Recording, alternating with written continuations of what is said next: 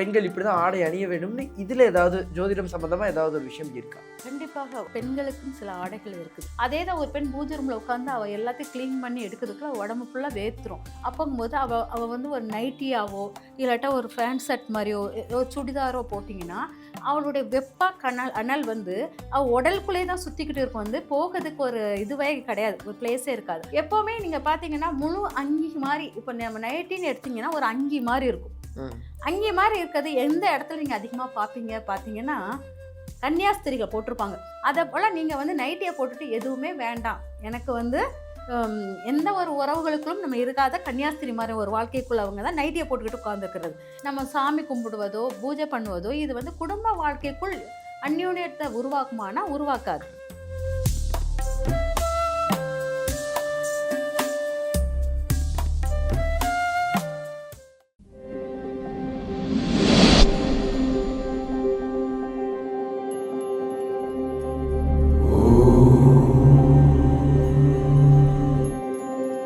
வணக்கம். நீங்கள் பார்த்துட்டு இருக்கிறது டேக் ஒன் பக்தி. இன்றைக்கி என் கூட இருக்கிற கெஸ்ட் யார் அப்படின்னு பார்த்தீங்கன்னா, நாடி ஜோதிடர் ஜெயந்தி ரவி அவங்க தான் இருக்காங்க. அவங்க கிட்ட நிறைய விஷயங்கள் கேட்டு தெரிஞ்சுக்க போகிறோம். வாங்க பேசலாம். வணக்கம் மேம். வணக்கம். உங்களை மீண்டும் சந்திக்கிறதுல ரொம்ப ரொம்ப மகிழ்ச்சி. இந்த ஆடை சுதந்திரம்ங்கிறது எல்லாருக்கும் இருக்கிற ஒரு விஷயமா தான் இருந்துக்கிட்டு இருக்கு. முக்கியமான ஒரு விஷயமாகவும் பார்க்கப்படுது. ஆனால் இந்த ஆஸ்ட்ராலஜியாக பார்க்கும்போதோ இல்லை வந்து பெண்கள் இப்படி தான் ஆடை அணிய வேண்டும்னு இதில் ஏதாவது ஜோதிடம் சம்பந்தமாக ஏதாவது ஒரு விஷயம் இருக்கா? கண்டிப்பாக ஒரு ஆடை வந்து பெண்களுக்குன்னு சில ஆடைகள் இருக்குது. பொதுவாக வந்து நம்ம உடுத்துகிற ஆடைகள் வந்து பெண்கள் உடுத்துகிற ஆடைகள் பொதுவாக நல்ல காற்றோட்டமான ஆடைகள் தான் உடுத்துவாங்க. ஏன்னா அவங்களுக்கு பார்த்தீங்கன்னா சேலை கட்டும்போது அந்த வயிறு பகுதி ஃபுல்லாகவே ஓப்பனாக தான் இருக்கும். கர்ப்பப்பை வந்து சூடு அதிகமாக இருந்துச்சுன்னா அந்த கர்ப்பப்பை வந்து ரொம்ப ஸ்பாயில் ஆகும். அதனால நம்மளுக்கு அங்கே காற்றோட்டம் அதிகமாக இருக்கிற மாதிரி தான் அந்த இடத்த வந்து கூலிங்காக தான் வச்சிருக்கிற மாதிரி தான் ஆடைகள் வடிவமைக்கப்பட்டிருக்குது. இந்த மாதிரி நம்மளுடைய ஆடைகள் வந்து பெண் வந்து இப்போ ஒரு பூஜை பண்ணுறா அப்படிங்கும்போது அந்த பூஜையில் வந்து உஷ்ணம் அதிகமாக ஏற்படும். அவள் தான் பூஜை ரூமை வந்து ஆளுமை பண்ணுவாள். ஆளுமை பண்ணும்போது அந்த நீங்கள் சும்மா ஒரு கருவறைக்குள்ளே போனாலே உங்களுக்கு ஒரு 5 நிமிஷம் நிற்கிறதுக்குள்ள வேர்த்து ஒழுக்கும். அதே தான் ஒரு பெண் பூஜை ரூமில் உட்காந்து அவள் எல்லாத்தையும் க்ளீன் பண்ணி எடுக்கிறதுக்குள்ள உடம்பு ஃபுல்லாக வேர்த்துரும்.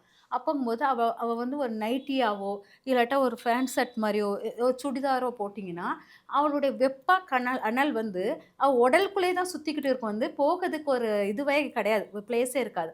ஆனா, அந்த சேலையில பார்த்தீங்கன்னா, கரெக்ட்டா அந்த வெப்ப அளவுகள் உற்பத்தி ஆகும்போது கூட, அந்த வெளியில போகதுக்கு தக்கன அந்த கேப் அங்கங்க ஒரு கேப் இருக்கிற மாரி இருக்கும். அவ பாட்டுக்கு அவ சூடானாலும், அந்த கேப் வழியா அவ ஹீட் வந்து வெளியில ஆகும். ஆனா, நம்ம நெனச்சுக்கிறோம், லூசா தொல தொலன்னு தச்சு போட்டுக்கிறோம். தொல தொலன்னு தச்சு இப்போ சுடிதார்னாலும் தொல தொலன்னு தான் போட்டிருப்பாங்க.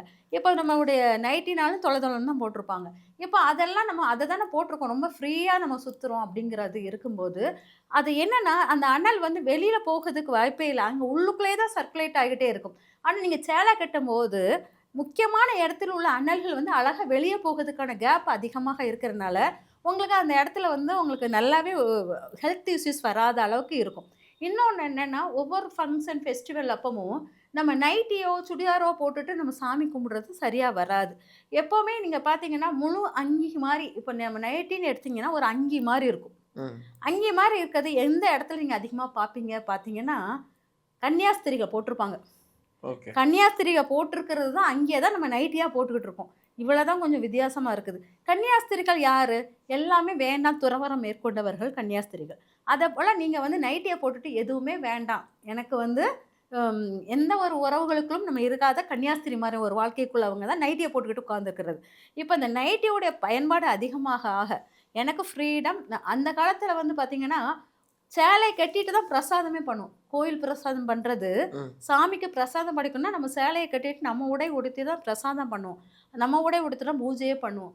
இப்போ வந்து ஃபுல் நைட்டிய உடுத்திட்டு நம்ம வந்து அந்த கன்னியாஸ்திரி மாரி ஒரு உடைய உடுத்திக்கிட்டு, நம்ம சாமி கும்பிடுவதோ, பூஜை பண்ணுவதோ, இது வந்து குடும்ப வாழ்க்கைக்குள் அந்யோன்யத்த உருவாக்குமானா உருவாக்காது. அந்த கேப் நம்மளுக்கு நெறைய குடுக்கும். ஓகே. அதனால நம்மளுடைய இறை வழிபாடு, நம்மளுடைய ட்ரெடிஷன்ல வந்து அந்த காலத்துல எதுவும் தவறா ஒண்ணும் எடுத்துட்டு வரல. இந்த இந்த இந்த இந்த உடைகள் நம்ம இந்த இடத்துக்கு நம்ம போடணும். அப்படிங்கிறது நம்மளுக்கு முக்கியமானது.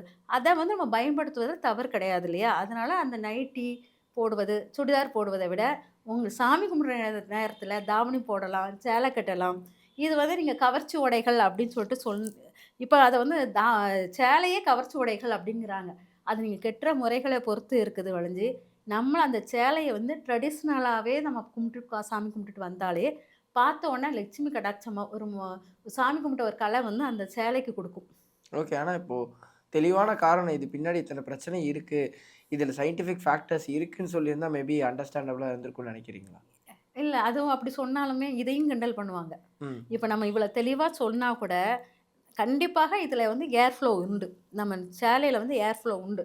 நம்ம ஒவ்வொரு நம்ம அந்த காலத்துல வந்து ஒவ்வொரு விஷயம் சொல்லும்போதுமே, நெறைய அந்த உடைகளில் உள்ள இன்னும் நெறைய நுணுக்கமான விஷயங்கள். அது வாயால நம்ம சொல்ல முடியாது சில விஷயத்தலாம். ம். அவ்வளோ நுணுக்கமான விஷயங்கள். நிலைவாசல தாண்டும்போது ஒரு பெண் எப்படி ட்ரெஸ் மாத்தணுங்கிறதெல்லாம் இருக்கு. ஒரு கோயில் வாசல் நிலவாசலுக்குள்ள தாண்டுறதுலாம் ரொம்ப முக்கியமானது. அது ட்ரெஸ் அமைப்பு ரொம்ப முக்கியமானது. ம். இந்த மாரி சில விஷயங்கள் நம்மளுக்கு உண்டு. இத வந்து நம்ம சொன்னாலும் இத வந்து இவங்க வந்து ஏத்துக்க மாட்டாங்க.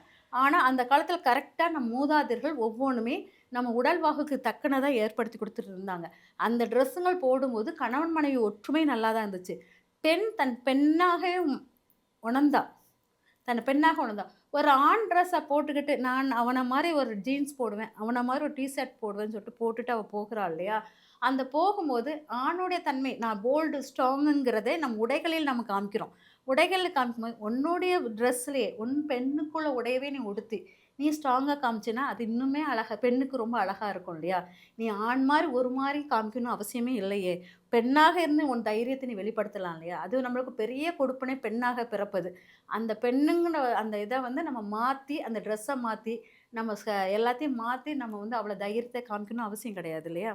அதனால நான் சொல்றது என்னன்னா, உடனே ட்ரெடிஷ்னல் அது அது அதுக்காக குடுக்குறது.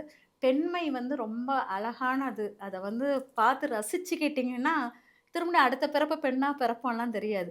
அபூர்வமான பிறப்பு. ஒரு குழந்தை உண்டாகுறது, குழந்தைக்கு பால் ஊட்டுறது, குழந்தைய பராமரிக்கிறது, புருஷன பார்த்துக்கிறது, இந்த மாரி ஒரு அபூர்வமான ஒரு சக்திய நம்மளுக்கு கடவுள் குடுத்துருக்கிறார்.